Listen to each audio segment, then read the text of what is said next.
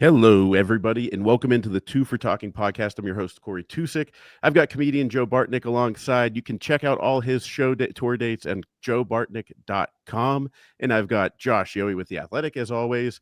And Josh, you wrote a lot about the Penguins and who the final roster looked like. So, Joe, Josh, I want to hear your guys' opinions on Dan Muse and Kyle Dubas's decisions and where we landed. A couple young guys are sticking with us, aren't they? Yeah, Joe, I didn't expect two teenagers to be on this roster a few weeks ago. Brunick, I guess, doesn't really shock me. We saw last preseason how talented he was. So I guess it's not a shock that they're giving him at least 9 games, especially with how good he looked again this preseason. Ben Kindle, I didn't see this coming, not by a long shot. And by the way, I don't think he's staying more than 9 games. I'd be surprised if he did. But I kind of like the fact, Joe, that the kid played great. He exceeded expectations, and they rewarded him. I think that's exciting for the fans, and I think that does send a good precedent to players. Hey, you want a job? Play well. We're going to give it to you. Yeah, Josh, I was shocked that Kindle made it, basically because he's young. 2, he had a bad last game. His final audition, I thought he had 2 major turnovers, which I thought, oh, the poor kid. But I think Rusty being out 2 weeks is the major advantage to his career. Yeah. It stinks that he's, he's only going to stay 9 games. I like him. I was more, my disappointment is seeing Noel Acciari still there. Because I thought for sure that Mr. Bros made enough of a statement to stick around in the Noel Acciari spot. And frankly, I'm just shocked. That's where I thought the youth movement was actually going to be like, okay, this is really it. If they got rid of Graves or shipped him off, I thought Acciari would be even easier. Yeah, I don't think we'll be seeing him in the lineup for 82 games. I really would be shocked. And as for Bros, and I would throw Avery Hayes into this as well because I really like him too. For Penguins fans who are disappointed that those two are starting the season in Wilkes-Barre, I say to you, I get it. Be patient because I don't think it's going to be that long until those guys make their way to Pittsburgh. They both made quite an impression. It's a matter of time, and I don't think Acciari's going to be in the lineup long. Let's be honest, Joe. He can't stay healthy anyway. So it's a matter of time until even more young guys come up. Could it be, Joe? Could it be that, they didn't want to start with like 5 rookies on opening night, and maybe in a month or two we're going to see more guys come up? They wanted to kind of, not go too young at first, which I guess to some extent I would understand. No, I completely understand that, Josh. What I'm thinking though is who is out when Rusty comes back, because I guess moving a little further ahead, Mr. McGroarty's coming to town. I would hope. That's so who's out there, because I like Kindle. I like everything Kindle stands for. I was a little worried about the draft pick. I just thought Bros really earned a spot over my boy Tommy Novak. I thought he played better than Novak. I thought Novak had a really disappointing camp preseason. I didn't notice him. He is like I'm at practice most days. Like I don't even notice him at practice. Like when he has the puck, you can see the skill level that he has. But I feel like it was not the camp they were hoping for, but you still got to let him play and got to look at him. Obviously, you've seen a game and a half since the trade. You got to let him play. Kindle, listen, I think Ben Kindle's here for 2 reasons. Number 1, he exceeded expectations. Number 2, Brian Rust and Rucker McGroarty aren't around right now. So that opened a path, kind of like when we saw Rucker for a few games in October last year. It might be something very similar to that, but that's okay. As for who comes out, well, Kindle's one that will come out. And then you could look at the 4th line and, whether it be Acciari would be my first guess, honestly. I think those would probably be the most 2 likely to come out of the lineup. But we will see. You know what, though, Joe? I was looking at the roster this morning, and I thought to myself, I know a lot of people think this team stinks, and I don't think they're a playoff team. I think they're going to give up a ton of goals, but I kind of like their forwards. Like we've said this for a while now. They're forwards, man. Especially if you're going to keep Rust and Raquel, and if Rusty can get healthy and McGroarty gets healthy, it's a pretty deep, impressive forward unit, is it not? I absolutely agree, Josh, and that's why all the fans listening, you know how happy I am to work with Josh every week on the show, because I get to talk to the man myself, because I still have so many questions. Like, you see all the talent now. It may not be, Stanley Cup winning talent, but we have a lot of talent. Where does my Manny Mama fit in? I knew it was coming back to him eventually. It always comes back to Boko. Of course it does. He'll be up at some point. I don't think there's any question. I don't know if he's the kind of guy who will come up on an appointment basis, depending on the opposition or what the deal is. He didn't have a great camp, really, but I mean, he's a tough guy to gauge, right? Because part of what he brings to the table has nothing to do with how he can execute a pass. That said, I didn't think he played as well in this preseason. Now, you noted that last week, Joe. He's coming off a pretty bad injury, too. That might have something to do with it, but we'll see him at some point. He certainly adds that toughness that the Penguins still lack, I think. The other big question I had is, I completely thought Robbie Fabry earned a sweater. I thought he was easily one of the 12 best forwards. Is that just a move for, if you're not 18, 19, 20 or already in our system, it's just not going to work for you? And should he pick somewhere else to play? And did he put enough on tape to go somewhere? So I really thought he played well. He was one of their 12 best forwards, just like, Sergei Murashov was their best goalie. I mean, he was. Doesn't really matter. Yeah, we all know it. But they have a plan, clearly. And they deviated from it here and there. And Fabry, you're right. He was one of their 12 best forwards. He's a solid pro. I would if I were a contending team and I was a little shallow in the bottom six, I'd consider giving him a look for sure. He's a guy who's been around, who knows how to play the game. But I think ultimately they still have so many people they can't move based on their contracts, and they have so many young people that they want to get a look at. And we talk about the depth they have. It was just going to be hard for Fabry to make this team in the first place, but he certainly did nothing wrong in camp. Just, Joe, a lot of people had really good training camps. Josh, I thought that Koivunen might be my most exciting favorite player right now. I other than, guys going to the Hall of Fame and Rust. The two exemptions in Rusty. I mean, Raquel played great, but I mean, Koivunen just looked like he had ice in the back of his head this camp. He's got a little charisma about him, doesn't he, on the ice? He's just fun. Like he's smooth.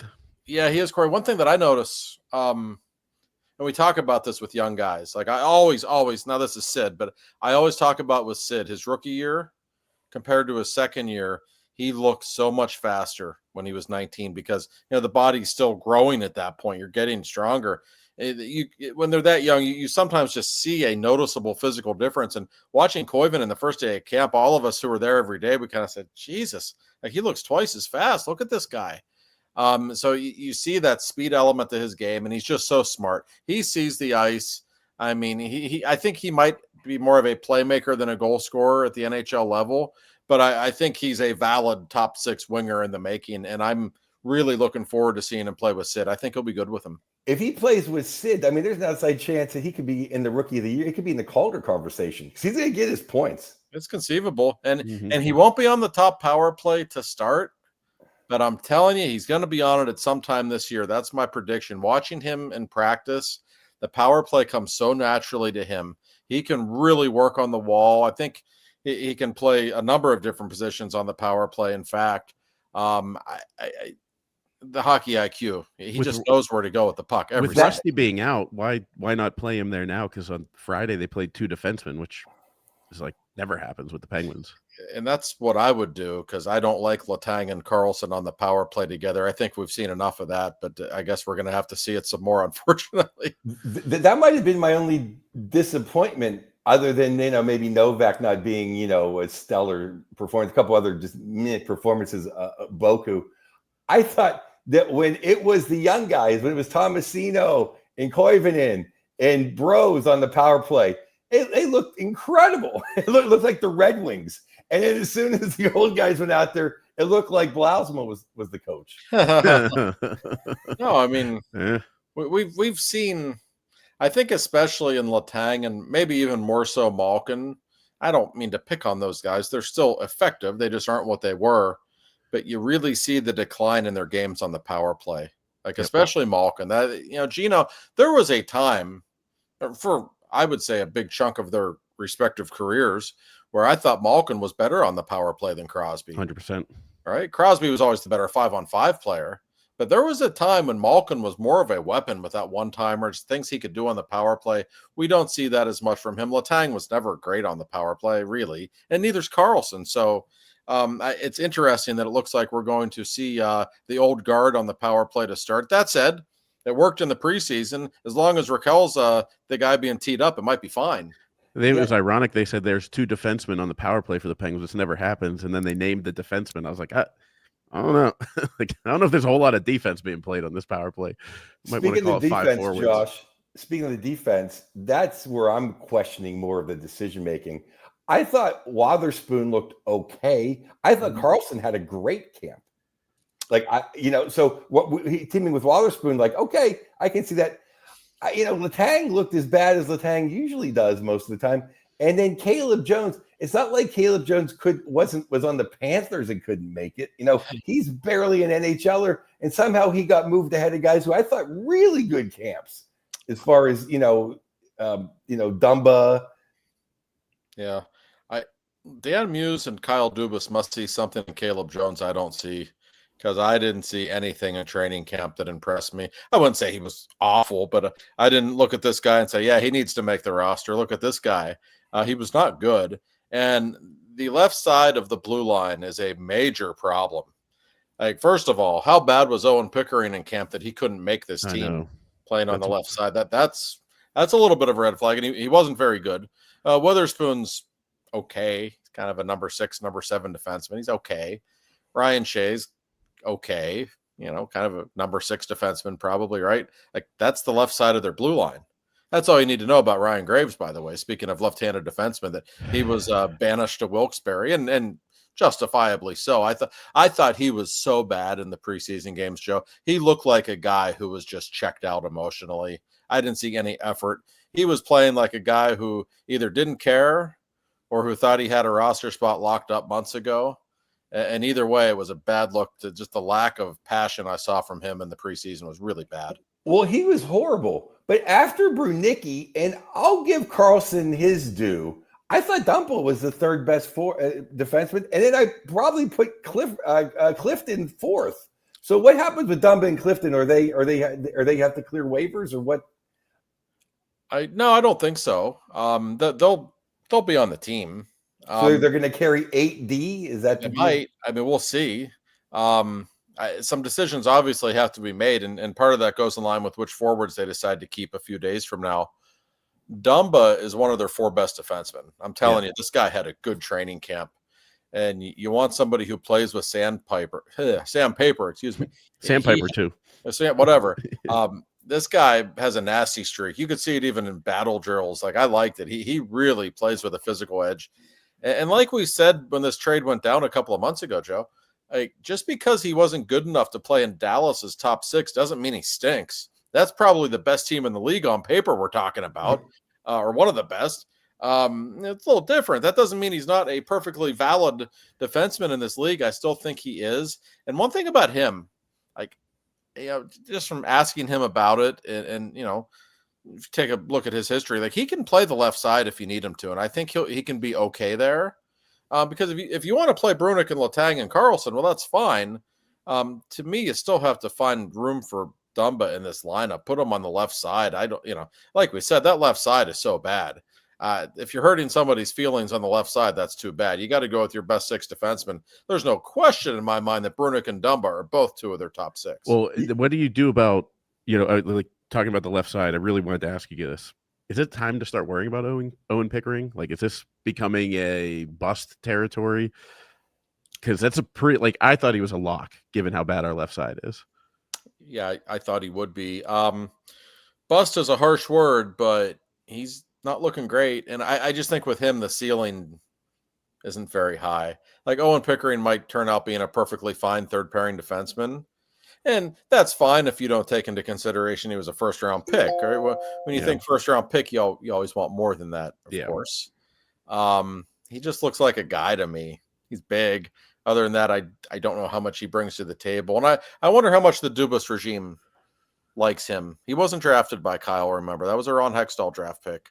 I just, I clearly they're not thrilled with how he's playing right now, no matter what they say. That's obvious. And if he couldn't make the team with this left side of the blue line, it's fair to be concerned. I wouldn't say, yeah, he's a bust, but I think the next time we see him in Pittsburgh, he better look better. Put it that way. He looked better when he came up last year than he Yes. did this whole preseason. I thought he just had one bad game last year and he kind of got banished. I don't know if that was just Sully's way to teach him a lesson or whatnot. But I did not see, and I didn't think Shea had a very good camp either. He was probably first on the list of, other than Graves, I think he was probably second on the list of bad turnovers, getting beat to pucks, getting schooled. I liked Shea last year. I actually thought he took strides last season. I thought he was one of their more reliable defensemen, albeit that's setting the bar really, really low. He did not have a good camp. You're right. May have been good enough to make the team. I don't know if it's good enough to be on the ice. I'd probably still have him out there, but yes, he was a little disappointing. And listen, this blue line, it's a huge problem. Okay, because the fact is Karlsson and Letang are still the guys who are going to eat the most minutes. We saw what they did last year. I don't think that's suddenly going to change. Now, I will say, sometimes when you get new coaches, new eyes on you, things can be different, right? And Erik Karlsson looks like a different player to me. He just looks faster. He looks more alert. He's hitting people. He looks more like Erik Karlsson. And remember, as bad as he wasn't good in his first year, he was really bad last year. He didn't have a training camp last year. He was hurt, and that obviously had an impact on him. As he was really bad in the first half. So he looks way ahead of the game right now. And that's only a good thing for the Penguins. If he can play at that level, he will help them be a better hockey team. He also, frankly, becomes a hell of a lot more tradable. Josh, let me ask you this. My top six would be Dumba plays with Karlsson, and Bernicki plays with Clifton, and Letang would either play with Shea or Wotherspoon. That would be my. What do you say on that? That would probably be mine as well. And Letang actually did play with Shea today in practice. Oh, which we haven't seen much lately. So it wouldn't shock me if we see that. I think they're just still trying to figure it out, quite honestly. But listen, a lot of these guys, we kind of know what they are. Brunick is the interesting one here. And I'm fascinated to see how this works out. I really don't think it's been decided. If he plays really well, if he's one of their better defensemen in the first month of the season, they very well may just keep him. Yeah, I was going to say, if barring a disastrous performance for 9 games, why would you send him back? Right. But if he does struggle, they always have that option. But also, I don't know if it makes much sense to keep him and then only play him 12 minutes a night.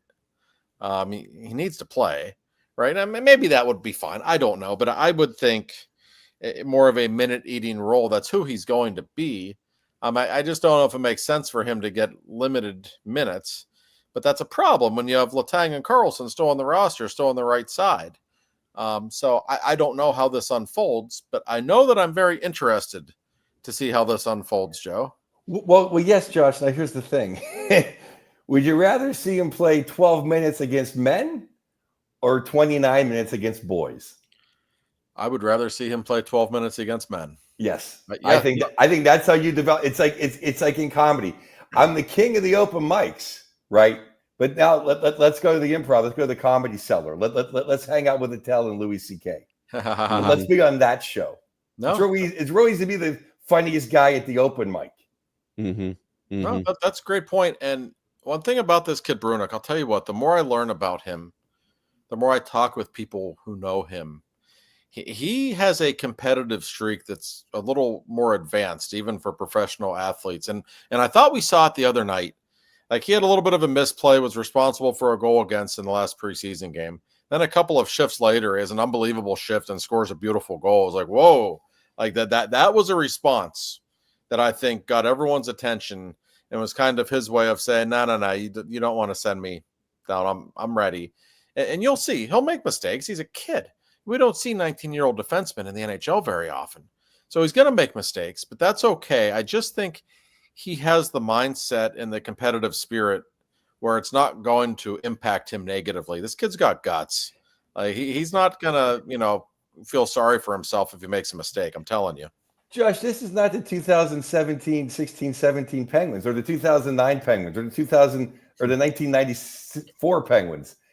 We're so used to mistakes. Mistakes on the blue line, they roll off my back. Just do something good. Yeah. That's what Brunick can do. I'm glad you said that, Joe. If I can interrupt you for a second, because Brunick made a mistake, gave up a goal, and I see all these assholes on Twitter saying, "Oh, he's still raw. He still made a mistake." Yeah, geez. Like, if you watch the rest of their defensemen play, like if you watch Chris Letang and Erik Karlsson play, like, guess what? It happens. Like, it's okay. He's 19. He's going to make mistakes. Like, they're going to give up a lot of goals this year. Let's just consider the big picture. That this is a pretty special looking player here, and I think he's proven that already.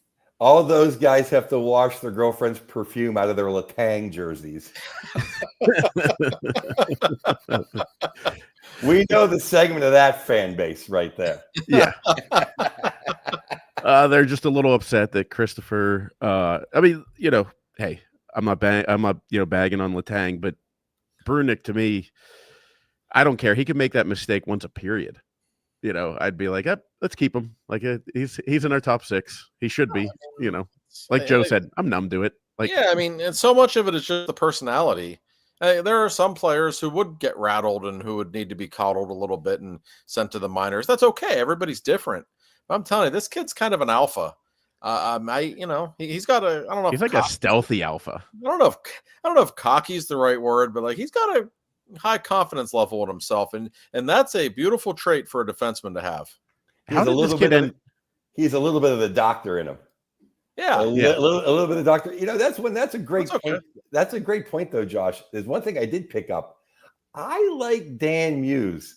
He called that timeout in the middle of the last preseason game, and it was just like, you know what? I want to win this game. And then he put Sid and Raquel out there to win it. Like, I really like. He's a competitive SOB. And Has he earned their respect? Do you think? For a guy that was a D3 player, never a head coach at the NHL level or anything like that, it seems to me that the response, even I was listening on the radio, and Borky goes like, "Wow, geez, after that timeout, the team, like, they must have got a good talking to." It's early. He hasn't even coached a real game yet. I'm pretty impressed with him. And I know, I've spoken with Crosby and Raquel and Rusty about him. They respect him so far. They really do. And I'm telling you, from day one, those guys, they just didn't feel it with Mike Johnson. Now, you could sense it immediately. And this guy has gotten their attention. He's really worked them hard in camp. I mean, it was a brutal camp the first few days. I think he was letting them know who the boss was, but I think they're impressed with him. And I really like Dan Muse so far. I actually had a sit down with him in his office the other day. The article just published on the Athletics website a few hours ago. And I can't help but like him. And I said, listen, Dan, I said, your team's given like a 9% chance to make the playoffs in Vegas. So how do you deal with that knowledge?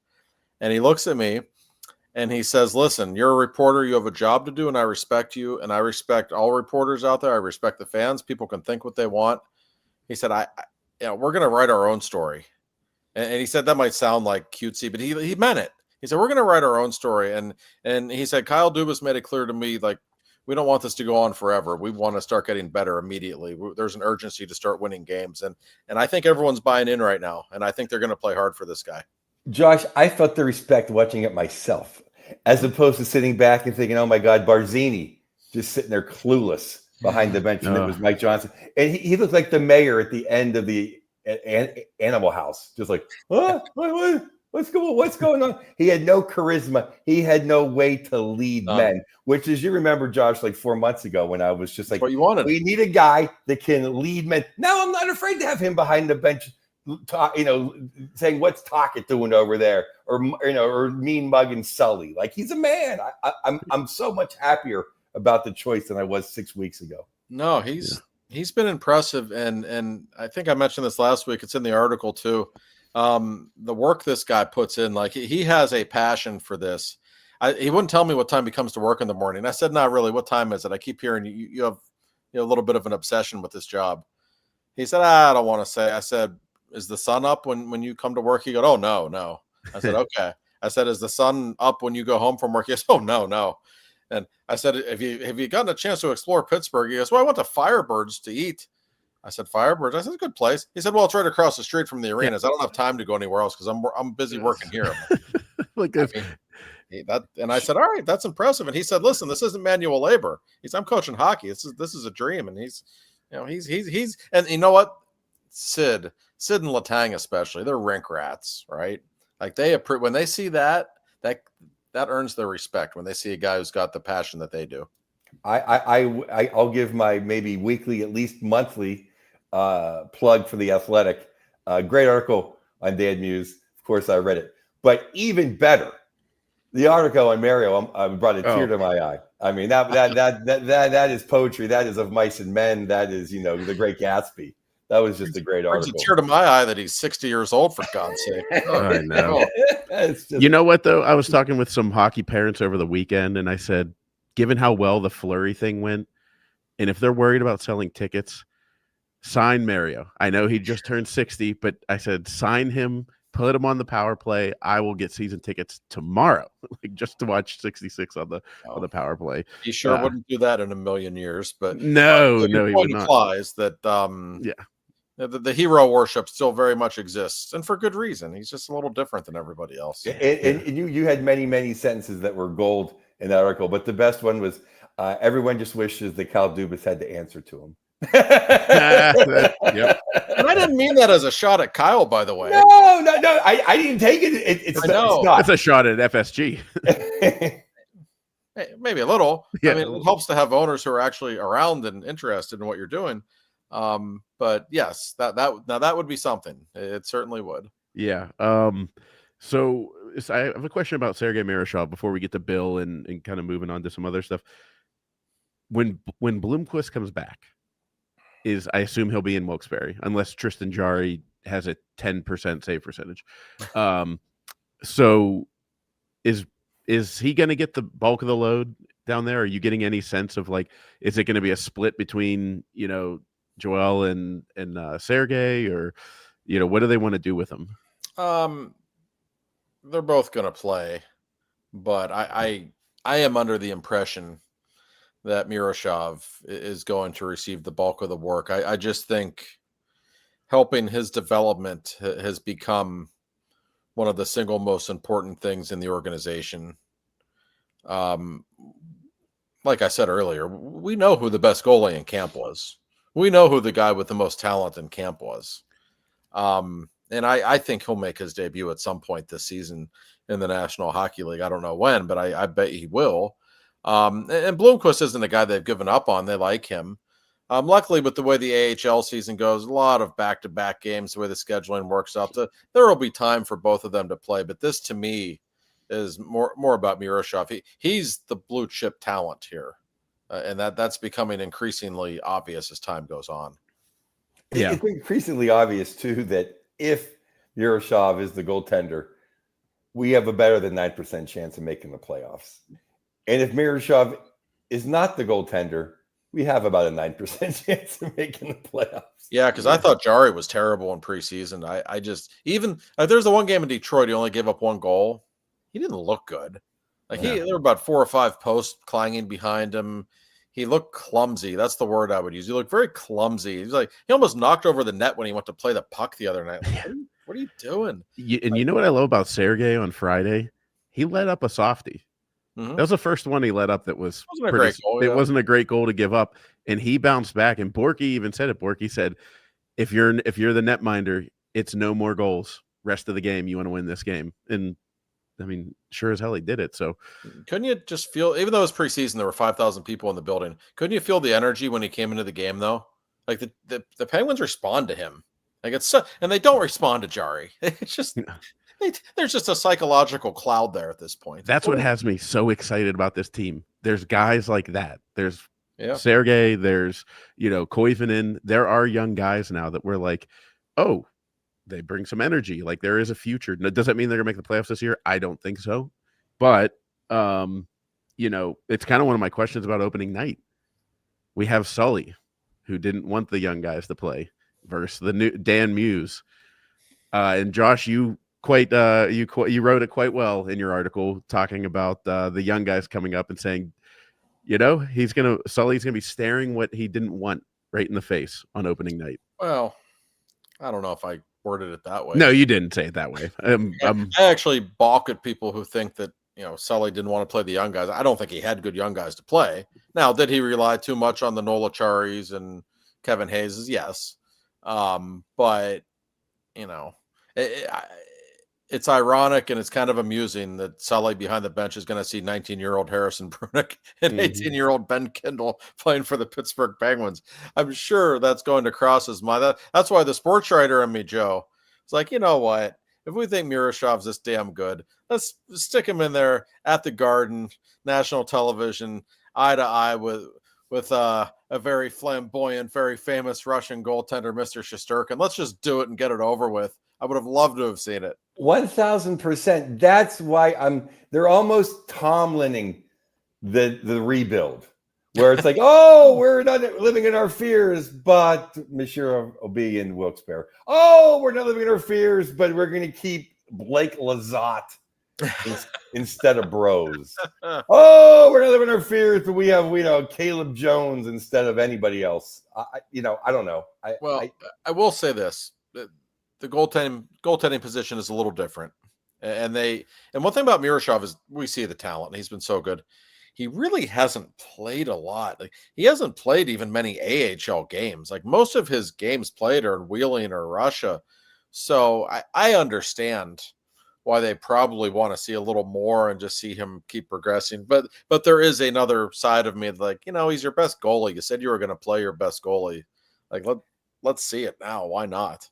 And I'll tell you the other thing too, though, about getting back to playing the Rangers. They have like two guys over 6'8". They might have been a good night for Imama to play. I had that same thought too. Although the interesting thing is, Sully doesn't really like that kind of hockey, as we know. Mm-hmm. So maybe he'll put the reins on those. I don't know. I'm actually curious to see. But Edstrom isn't actually a decent hockey player. He's like 6'8". Will Cooley 6'5". He's a pretty mean guy. Trocheck always likes to rile up people in Pittsburgh. JT Miller, as well as the big goon. So it's like, it might have been nice to have our own little nuclear arsenal laying around and not Parker Wotherspoon -4.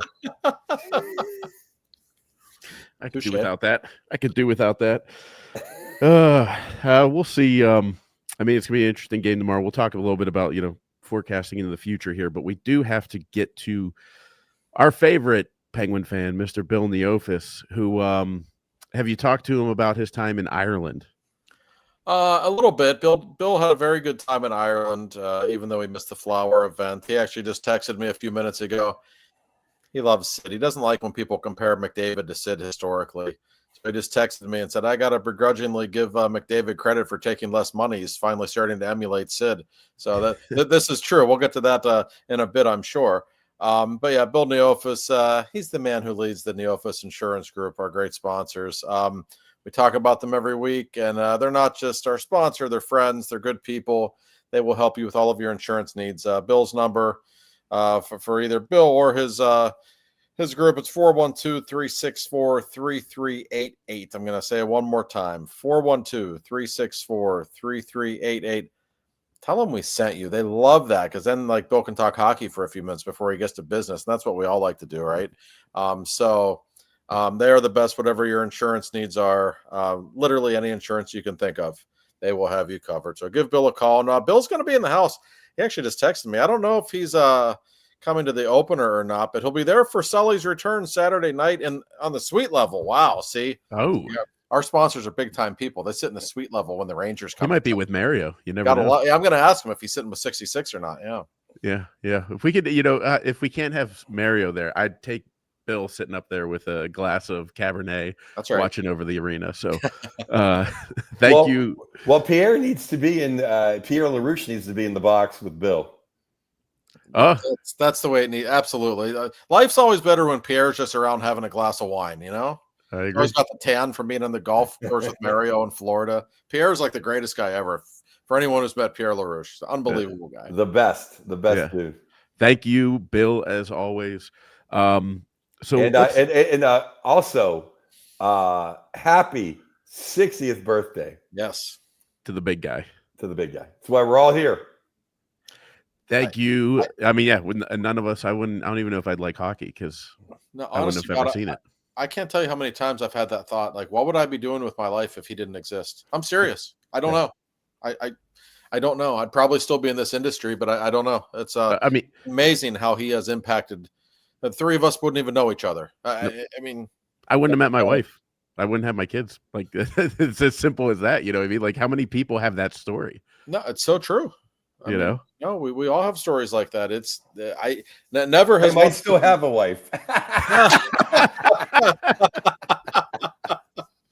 That's a good one. Touche. Yeah, I mean, I met my ex-wife at a Penguin game, which is to say, at least I have two beautiful children because of the Penguins. So again, it's true. We all have our stories because of him. No athlete has ever meant more to a city. I will fight anyone who disagrees with me. It's not even close. You know, and I saw Madden yesterday fighting with people, you know, because people were saying that Roberto did better, more than Mario or whatever. And I'm like, don't get me wrong, Roberto's a great guy, but I wholeheartedly agree with the super genius. Like, Mario has spent his lifetime here making the city better. You know, everything he does to raise money. It's just it's kind of apples and oranges. Like, Mario didn't die in a plane crash at 38 years, so it's hard to say. But yeah, I made the headline like Pittsburgh's most important athlete, and like these Pirates fans got upset with me. Like, it wasn't a shot at number 21, for God's sake. Well, let's get real. Enough of this horse shit. That Roberto Clemente is even close to Mario. When he built a couple shacks in Puerto Rico, Mario built hospital wings in Pittsburgh. He's like Andrew Carnegie. I mean, seriously. I mean, don't insult my intelligence by putting was Roberto Clemente a great baseball player? Yes. Was he Babe Ruth, Henry Aaron, or, Joe DiMaggio, Mickey Mantle? I don't think so. But okay. But what Lemieux did charity-wise, it's not even close. I have. It's like owning a lemonade stand and owning Ralph's supermarkets. Yeah, it's a little bit of a different. Yeah, I agree, and I try not to get emotional about it, but I literally, you guys know that people know that my son had to have a huge brain surgery at Children's Hospital. We spent a lot of time there. DVE, actually, we went down with Michelle Michaels. My son was on doing the Children's Hospital fundraise, whatever. And she was asking, about all the different stuff, why money's needed. And the only thing I could say was, I was like, look, Mario Lemieux, I have to thank that man because of what he did. My boys were able to play together while in the hospital. You know what I mean? Like all the Mario's play, or Austin's playroom, all that kind of stuff. Like literally we got stuff for my boys to play with where they could hang out together. And on the back, you could see it said from the Mario Lemieux Foundation. And I was like, you can't, 40 years later, 42 years later, he's still here doing all this stuff in Pittsburgh. A kid from Montreal. He's just the best. He has a foundation that I've done benefits for. We've all done benefits. I think Josh, I've done benefits for. When my father passed, we give the money. Like, he's still helping the community. Yes. Yeah, and he also has a foundation that he got $6,600 for from Madden. One of the best goals he ever scored in his life when he turned around and pointed up at Madden. Do you remember that, Joe? Yes, Pirate fans.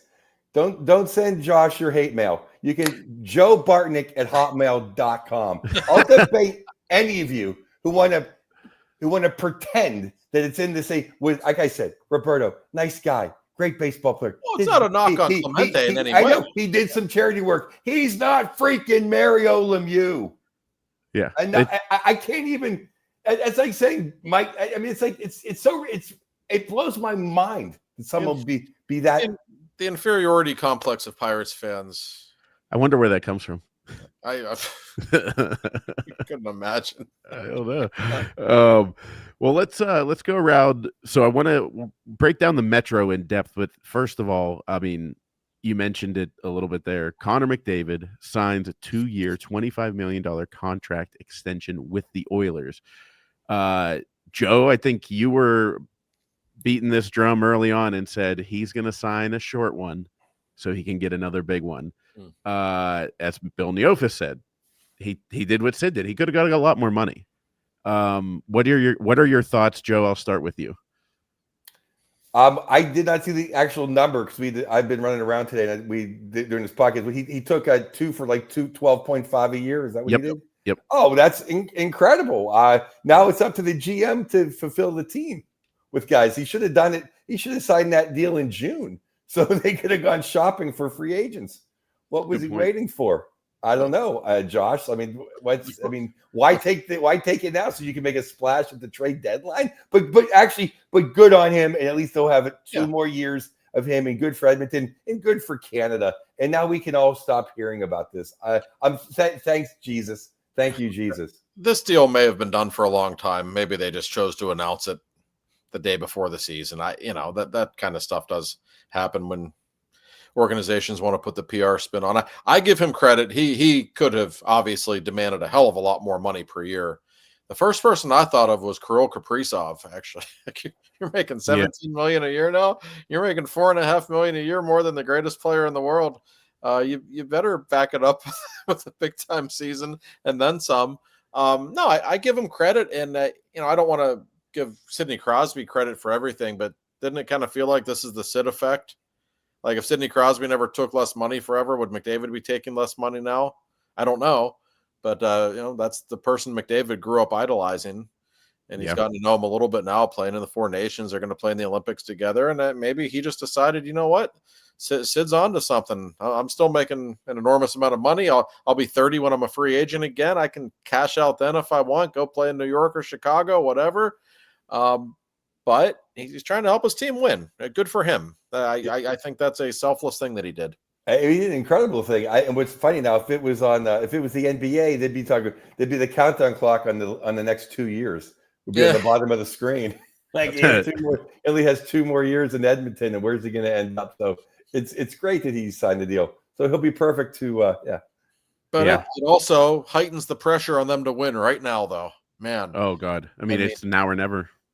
Yeah, if they go out in the first round this year and don't win it all the year after that, I don't know, Connor. I've dealt with him a handful of times. That you have to think he's gone at that point, don't you? I mean, it has that feel. They have a 1-3 shot. They got to win one of these next 3 years.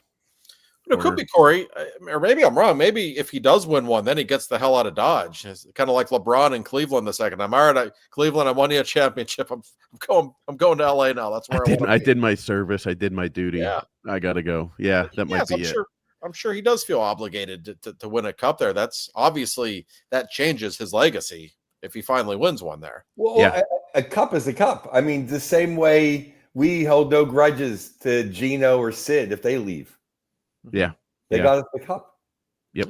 Yeah. I mean, forever a legend, Nick Bonino, I mean, like everybody wanted him to sign. I'm like, well, no, Nick can go get his money. He did what he needed to do here. Thank you very much. And now he's back. So we love Bonino being back. Talbot's the only one that broke my heart, Talbot. Yeah. Yeah. It's that one burned.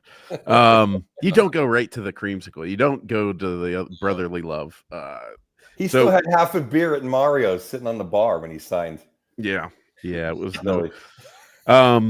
So let's look at the Metro division first. We'll just kind of go around the horn and see who you guys have landing in each position. If you had to just guess at your best, and I'll kick it off. I'll say my division winner, because spoiler alert, I think it's not going to be the Penguins. I think the New Jersey Devils are going to win the division this year. If they remain healthy. Obviously they've had some health issues over the years, but I'm in on the Devils. What do you guys think? Go ahead, Josh. I would probably pick regular season Rod Brind'Amour to win the division because that's kind of what he does. On paper, they're even better this season. Like, they really are. I could see them winning the President's Trophy. And nobody wants to play against them. It's so depressing to have to play against them. They win a lot of games just because you don't want to be in that building playing the way they play. They're good. I mean, we make fun of their postseason issues. That notwithstanding, I think they're probably my pick to win the division. Like I said, they could win the President's Trophy. It wouldn't shock me because the East isn't very good, and they're just built to win in October. All right, I have my pick. All my picks. I have a Pro Hockey News column. I'm just a comedian who has a column. They're nice enough to give me swag and a couple dollars. I'm not Josh Showy, but all of these picks are published in Pro Hockey News, so it's not like I can go out and change them.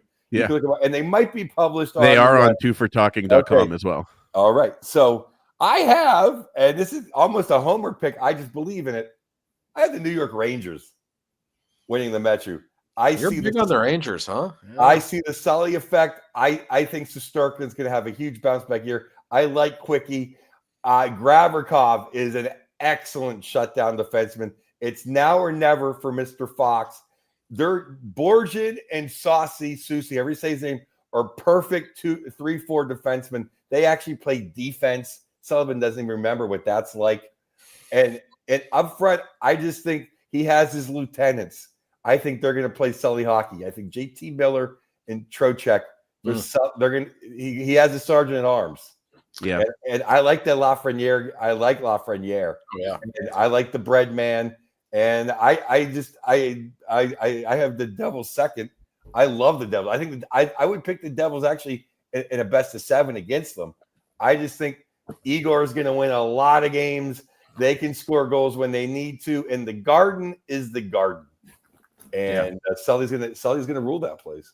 And I will say this for the Rangers: when's the last time Mike Sullivan had a goaltender? Yeah, now he's got 2, and that I'm interested in them. I think they'll make the playoffs. I'm not as big on them as you are. I think they still have a lot of depth in their lineup, but he hasn't had goaltending like this since 2017. So, what kind of a difference does that make? I suspect it will make one. They're one of the most interesting teams in the league as far as I'm concerned. I'm looking forward to seeing just how good they are. Yeah. No, I have the Devils too, because the Devils, I think they have the best 1-2 center combination in the Atlantic with Nico Hischier and Jack Hughes. Jack Hughes was injured last year. Jack Hughes is a superstar. And their wingers, they have Palat, they have some really good wingers that just put the puck in the net for these guys. And in the back end, I'm not the biggest Dougie Hamilton guy, but he got hurt last year. But it's between him and Siegenthaler and Little Hughes, and then Markstrom is a really good goaltender. Mm-hmm. Yeah. They're a good team. Yeah, that's why too. They were, listen, they were so snake bit by injuries last season. I can't evaluate them because of that, really. But 2 years ago, I really loved that team. Yeah. They could come out of the East, Joe. It wouldn't shock me. Absolutely. Like I said, I'm spacing on it. I'm gonna go get my notes in 1 second. They have even more. They got the Jasper Bratt is very good. Oh yeah. Yeah. Yeah. That's why I picked them to win, because I think, Hughes being out was such a they were so snake bitten last year. And I feel really bad for my brother-in-law, who's a New Jersey Devils fan and a New York Jets fan. So, I feel like he deserves it. It's a pretty rough combo these last couple of years. But I have the Hurricanes second in mind. Just same as, the same reasons as you guys. And maybe I was kind of a little biased. Like, I'm sick of seeing regular season Rod, win divisions and then do nothing else. So I'd like to see him slip. So we kind of all have similar top 3, because number 3 for me is the Rangers. What about you, Josh? Is that where you put? I have the Rangers 4th. Oh, I think they might get in as a wild card, but I wouldn't overlook Washington. I know Ovechkin's probably not going to have the season he did last year, but he wasn't really what made that team go last season. They had a bunch of good young players, and I don't think what they did was fluky. Now, do I think they will match last season's regular season performance? No, I think they played over their heads a little bit, but that doesn't mean that they were bad. Like, I think they're still very much a team on the rise. I like a lot of the young players there, Joe. Oh, I like two of them in Washington. I just want to go back because I want to give credit where credit is due for this young man. Timo Meyer is playing some hockey, and Timo's a devil. And they got Pesci from Carolina. Right. So the Devils are loaded. That was a good pick, Corey. Yeah, I just think regular season Rod. I just think the other two teams are just more talented. And the goaltending, Freddie Anderson. There's never a big game he can't choke. And to me, Chattenfield kills the Penguins. I don't know why, but now he's moved up. They're not the same D guys that they always had. They've been thinned a little bit on the D, and at some point, Stahl's going to age out of being the best third line center in hockey. Yeah, eventually. I mean, God Christ, how old is he now? 37. Yeah, but getting back to the Capitals though, I love Protas and I love McMichael. Those are the two big young kids. But Dylan Strome, he's going to do it. He's going to do it 3 years in a row, maybe. Good on him then. But Puke never plays good 2 years in a row. By that Pierre-Luc Dubois, I call him Puke. Good point. He never. So you're going to depend on him.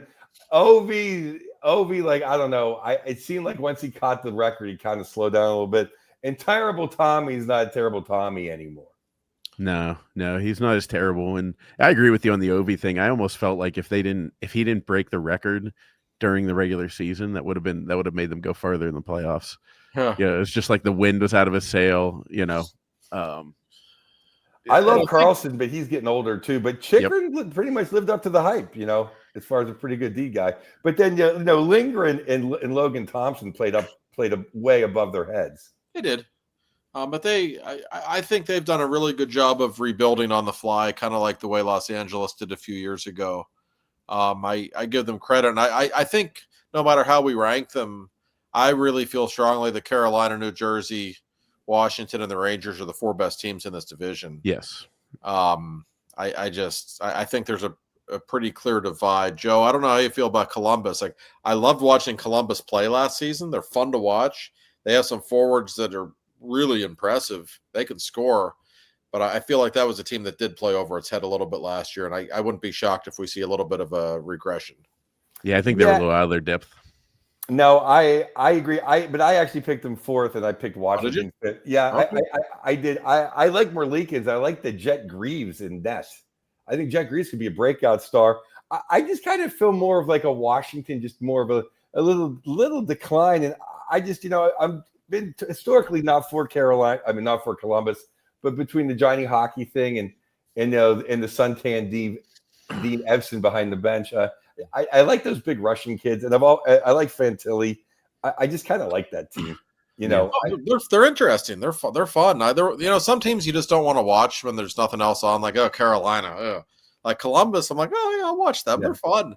Like, and Fabro, how they stole him off of waivers. Remember last year? Yeah. When they had a list of everybody that went through waivers that was better than like all six guys on our blue line. Yeah. Oh, God. Fabro was right there. Oh, yeah. How many times did that happen? Josh, does that mean you have Columbus at 5 for you? Yeah, I do. Listen, they could push for a playoff spot and it wouldn't shock me. I really like their forwards. Other than Morensky, I still don't love their blue line. I think Elvis is going to have to stand on his head, but they're an intriguing team. I don't know. I want to see more from them. You could see them start to fade a little bit at the end of last season. They went on that run early. Man, they were the story of the league, and I wish they would have made the playoffs last season. It would have been an unbelievable story, and it was too bad that they didn't. I think they are moving in the right direction. Will they be good enough? I don't know, but we'll find out soon enough. And I always say this: Columbus, like, all they have is Ohio State. That city's just waiting to become a big-time hockey town. It really is. Like, there's an enthusiasm for that organization, even though they've really never given the city much to be excited about. That they really could become a factor if they would just kind of string together a few good seasons in a row. Yeah. Plus, I mean, they've gotten, if you've seen what the state of Michigan as a whole has done to Ohio lately, it hasn't been good. So somebody's got to start fighting back. It might be the Blue Jackets over the Detroit, maybe. But and that goes, the Tigers beating the Guardians or whatever they're called. Number 6, I'm with you. I got Columbus number 5. Number 6, I have the Islanders. And And nothing to write home about. I don't think they're anything special, but they find a way to muck it up enough to get into the 6th spot for me. Joe, I don't know how you feel about the Islanders. Every single year, they always finish higher than what I pick them to come in. They always do 10 points better. When I look at them on paper, I think they stink. So with that in mind, I'm picking the Islanders to come in last place in the division. Nothing personal to my friends in Long Island. I don't know. One of these years, it's going to go in the opposite direction. They're really going to stink even worse than I think. And I look at that team on paper. I'm just not that impressed. I think they're going to be really bad this year. Yeah, they're the one team that I think the Penguins can jump in the overall standings that I pick without really still kind of stink. But I picked them 6 over the Pennsylvania teams because of Horvat. Barzal's talking a good game. It's funny. Horvat talked all that crap when he left Vancouver. He's never been the same player. No. They signed Barzal to that big contract. He's never lived up to it. They said, "Oh man, you think the Penguins run an antique show? How about bringing back Paul Mary? I mean, he was supposed to be out of the league 5 years ago. They'll still score against the Penguins every time they play. Oh yeah, and Pajot hasn't been Ottawa Pajot at all. I mean, they still got Pelech and Polak, but they're aging out. Why they traded Noah Dobson, I have no idea.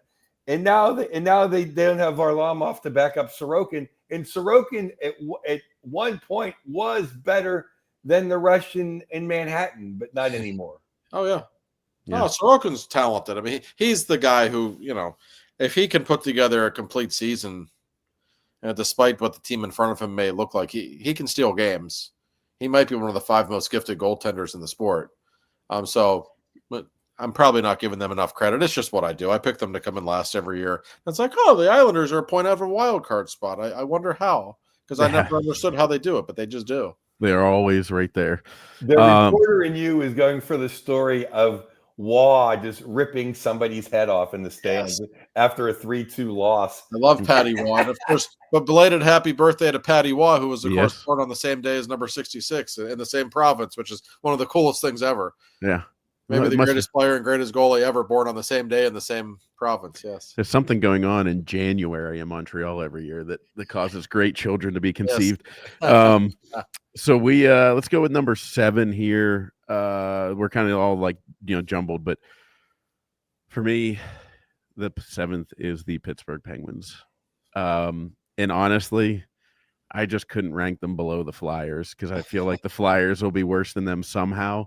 And I'm very excited. It's a weird thing. I don't know if this makes sense when I say it, but it's weird. I'm very, very excited about this team. Very genuinely excited about them. But I also don't think they're going to make the playoffs. It's an oxymoron, but I don't know. No, and I have the Penguins 7th as well. I have the Flyers 6th, but that Flyers, Penguins, Islanders, I don't know. None of them are any good. I have such respect for Rick Tocchet and hold him in such high regard that I wouldn't be surprised if they made some progress. But at the same time, I'm not sure that Danny Briere and Keith Jones know what they're doing. I really wonder about that in the big picture. They're good guys. I just don't know if they know how to build a hockey team.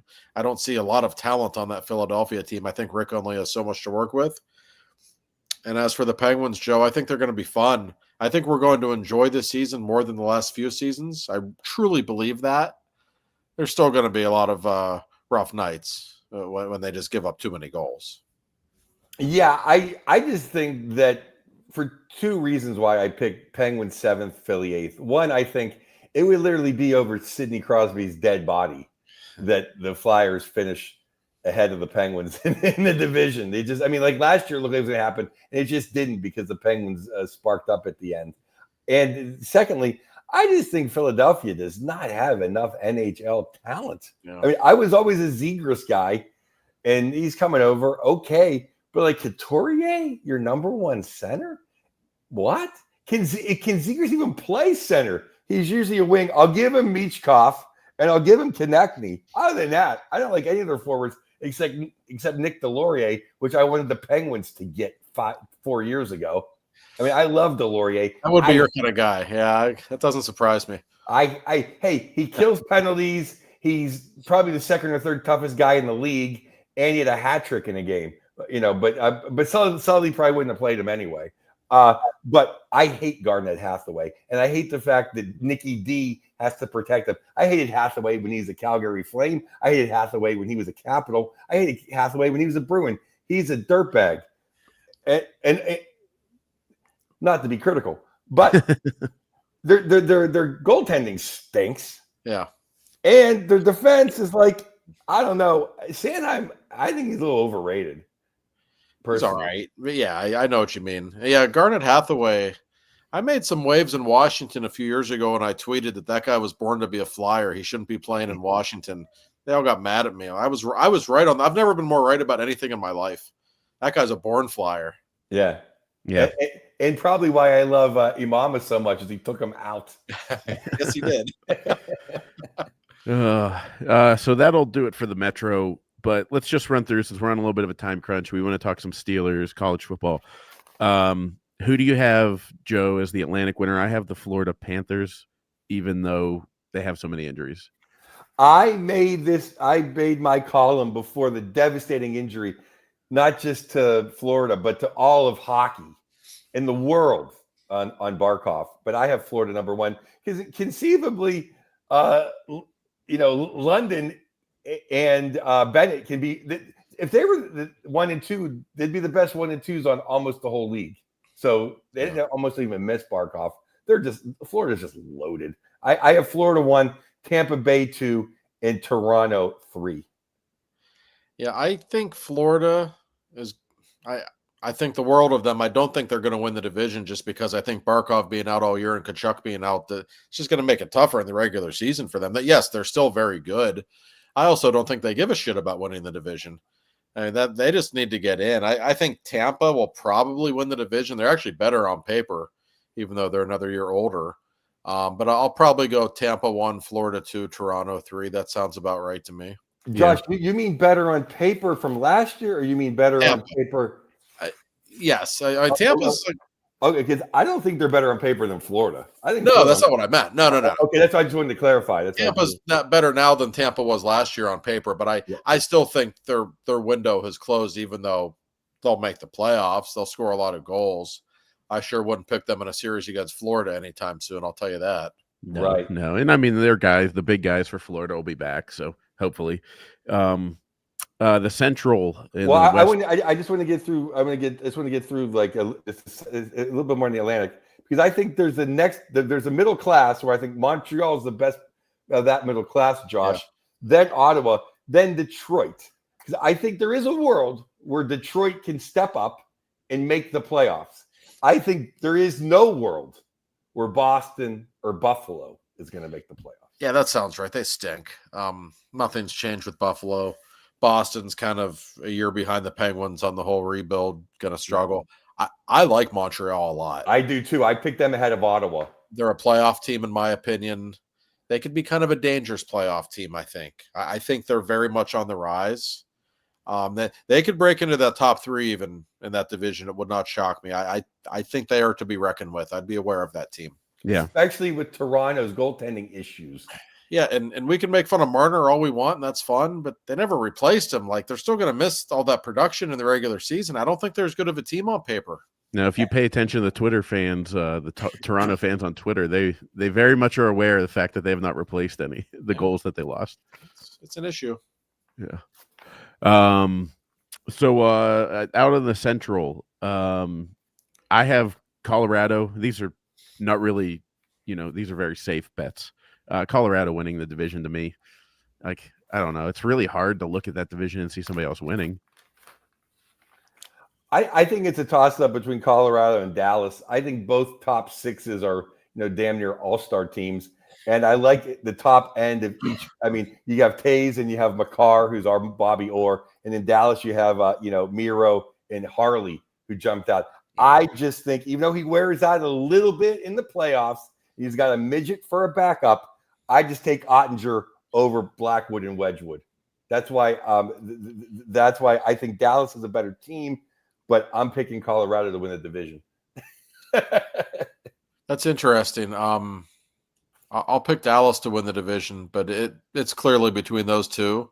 Oh, wait a second. I did pick Dallas to win the division. That's why I messed up. I'm on the spot. Yeah, I picked Dallas. I picked Dallas because of the goaltending Ottinger versus yes. Yeah, and with Winnipeg will probably still be a playoff team, but to me, Dallas and Colorado are the two best teams there. We're going to see those two in the second round, and it's going to be an unbelievable series. That's and it could go either way. I love when those two teams play. Colorado, for whatever reason, has not been able to handle Dallas. It's kind of the thing in the West right now. Edmonton can't beat Colorado, and Colorado can't beat Dallas, and Dallas can't beat Edmonton. They keep playing this game, but I don't think there's any question they're the three best teams in the West right now. The Mikko Rantanen Bowl. Yeah. We need that. And to be honest with you, I got so focused on Winnipeg versus Colorado that I didn't give Dallas enough thought because to me, like Winnipeg is just so far below. I'm like, I don't see them competing at all.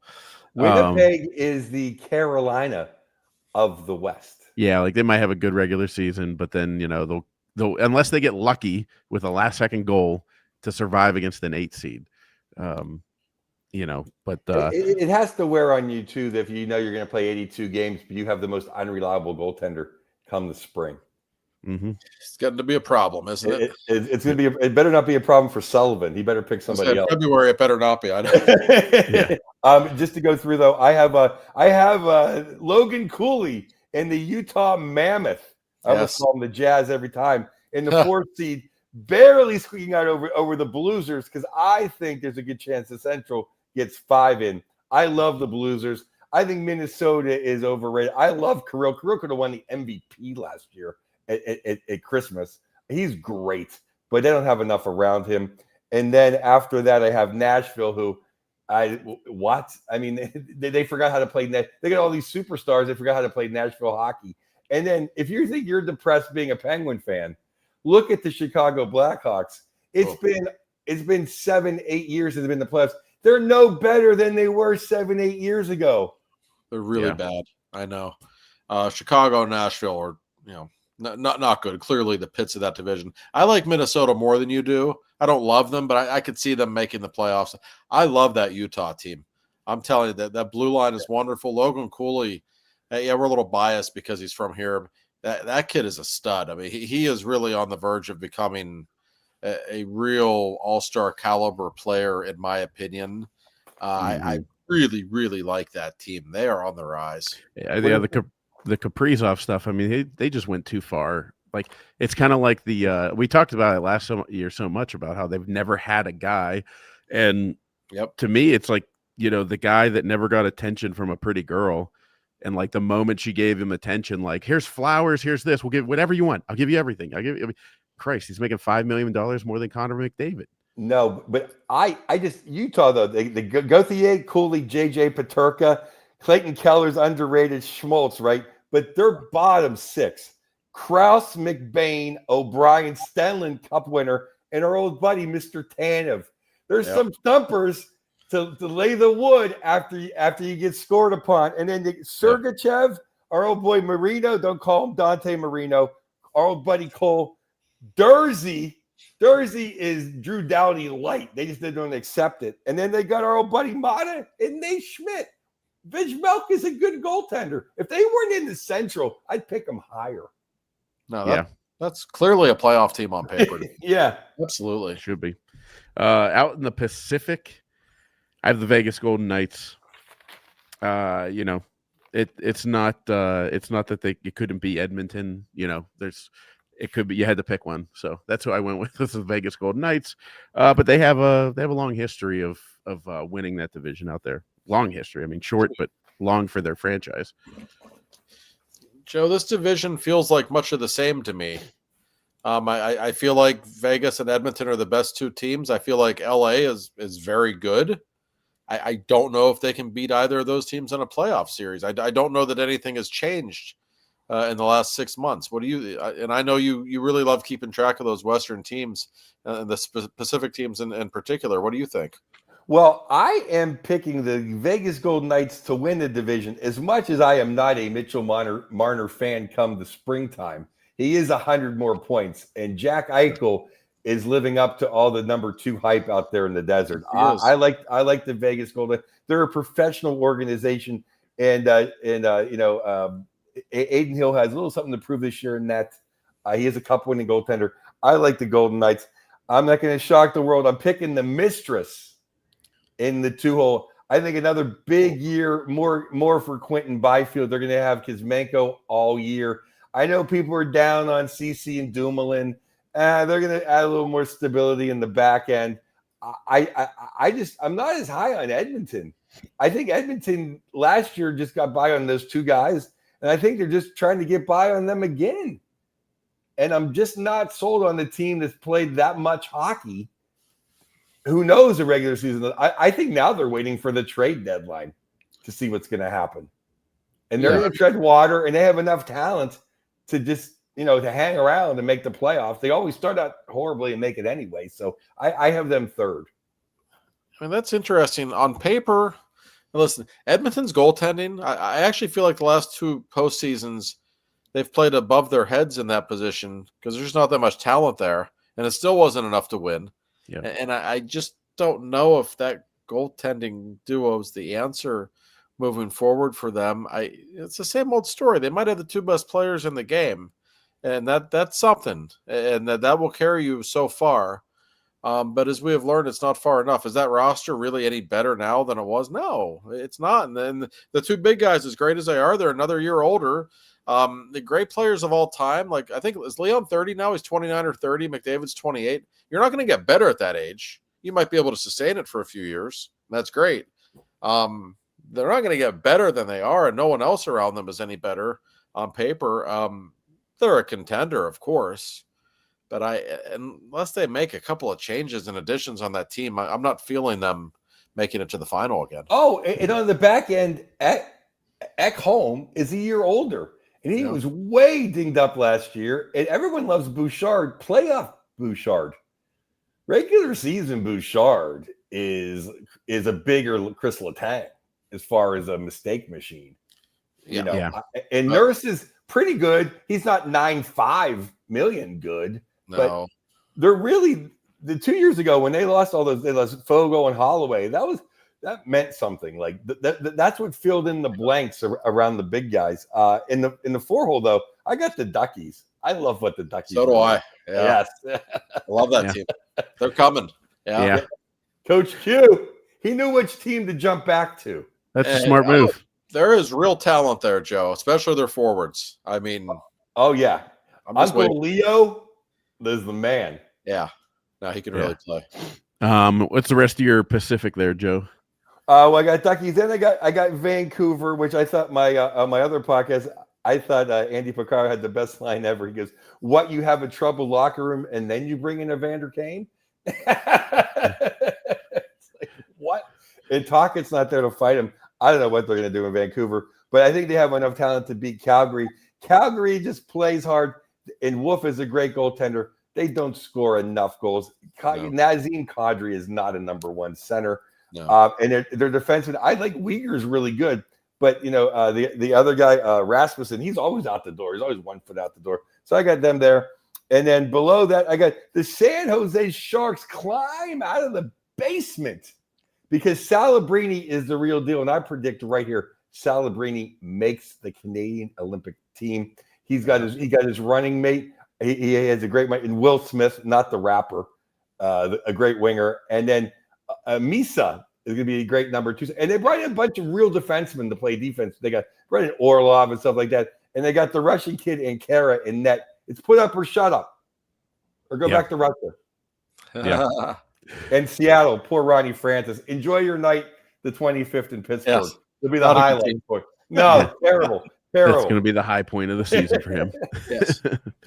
Well, that'll do it. Hey, we have a hard out today. So, the Steelers didn't play, but we have to point out the fact that they have a 2.5 game lead over the Ravens. Oh boy. And boy, are the Ravens historically bad on defense. Like they've never had a 4-game run this bad. 40 points averaging a game. It's wonderful to see. So, but anyways, and also Penn State. That was fun. We need a whole new show to talk about what happened to them. Jeez, oh man, go from number 2 in the country to out of the rankings in 8 days. And I will have to tell you guys about my Michigan experience because I was on the field. It involved a pulled quad. It was fantastic. It was wonderful. And also, I was in Ann Arbor, and Will Horkoff scored 5 goals this weekend. Yes. So, he looked pretty good. But we'll talk about all that stuff later. And we appreciate you guys. As always, follow us on Twitter. Follow us on YouTube. Please subscribe, and we will talk to you later.